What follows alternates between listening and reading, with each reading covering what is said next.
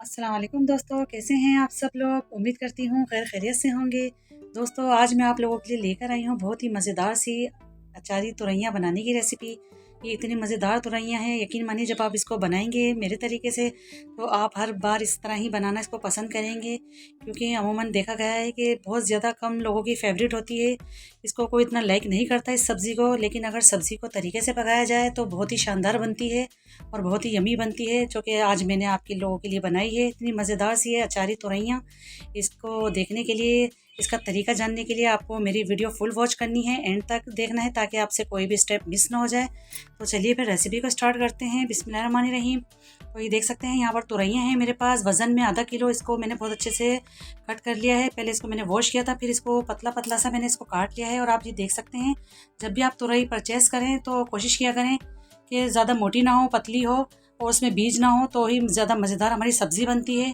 तो उसकी कटिंग भी आप देख सकते हैं। अब इसके लिए मैं एक स्पेशल मसाला पहले बना लेती हूँ। फ्राई पैन ले लिया है मैंने और इसके अंदर मैंने शामिल कर दिया है 1/4 टीस्पून राई दाना, 1/4 टीस्पून कलौंजी है और 1/4 टीस्पून इसके अंदर मैंने शामिल किया है मेथी दाना। हाफ़ टी स्पून इसके अंदर मैंने लिया है ज़ीरा और हाफ़ टी स्पून इसके अंदर मैंने लिया है सौंफ। और साबुत धनिया मैंने लिया है 1 टेबल स्पून और 8 से 10 मैंने गोल वाली लाल मिर्च ली है। और क्योंकि मुझे रेसिपी चटपटी सी बनानी है, वरना आप मिर्च मसाला अपने टेस्ट के मुताबिक भी रख सकते हैं। और आप ये भी देख सकते हैं कि मैंने इसके अंदर धनिया ज़्यादा क्वांटिटी में लिया है। बाकी सारी चीज़ें मैंने जो आपको बताई है मेजरमेंट, इसी तरह ही कीजिएगा आप भी।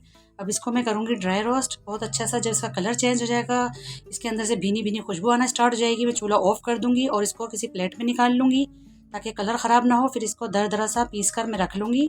तो अब इसकी कुकिंग स्टार्ट कर लेते हैं हम। तो यहाँ पर मैंने बहुत प्यारी सी कढ़ाई में मैंने हाफ़ कप कुकिंग ऑयल लिया है। 5 से 6 जवे मेरे पास लहसुन के हैं, उसको मैंने बारीक कट कर लिया है। इसको मैंने क्रैकल करने के लिए रख दिया है।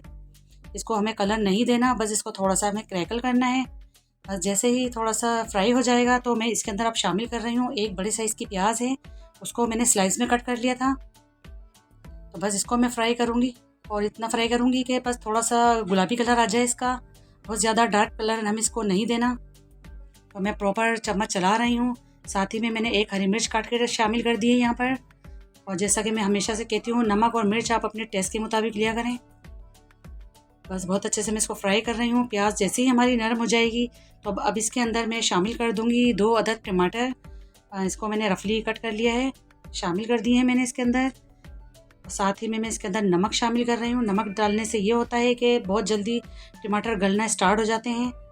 तो साथ ही में मैं इसके अंदर हल्दी पाउडर भी शामिल कर देती हूँ 1/4 टीस्पून।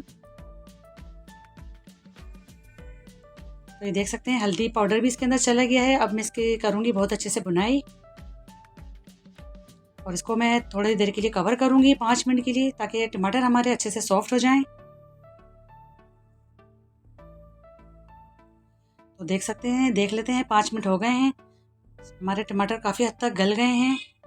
देख लेते हैं, इसको चला लेते हैं अच्छे से।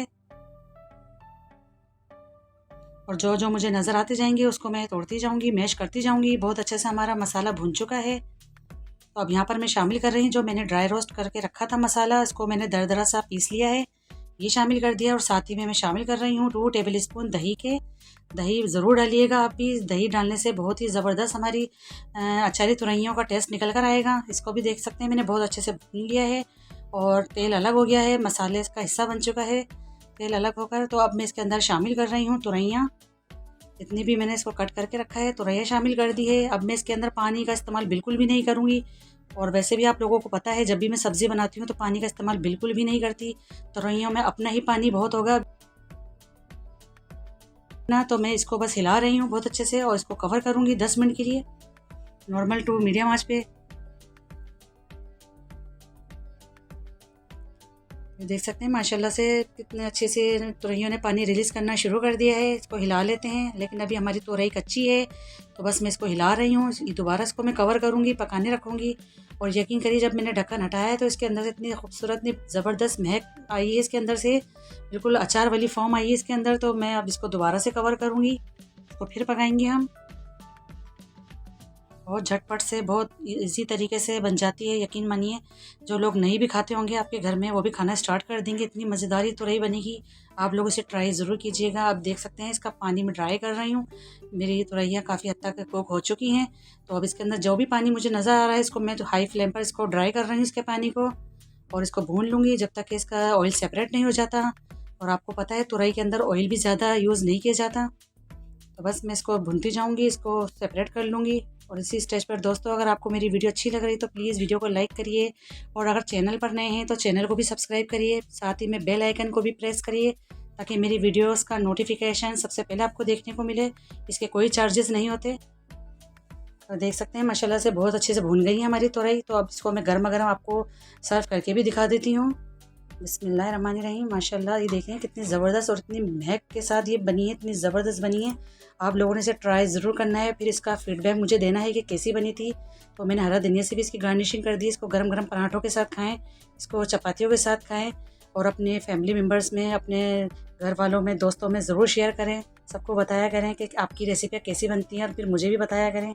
तो आई होप आपको आज की ये मेरी रेसिपी पसंद आई होगी। पसंद आई तो प्लीज़ लाइक करिए, शेयर करिए, सब्सक्राइब करिए, और दुआओं में भी याद रखा करें। तो फिर मिलती हूँ एक और नेक्स्ट रेसिपी के साथ। जब तक के लिए अल्लाह हाफिज़।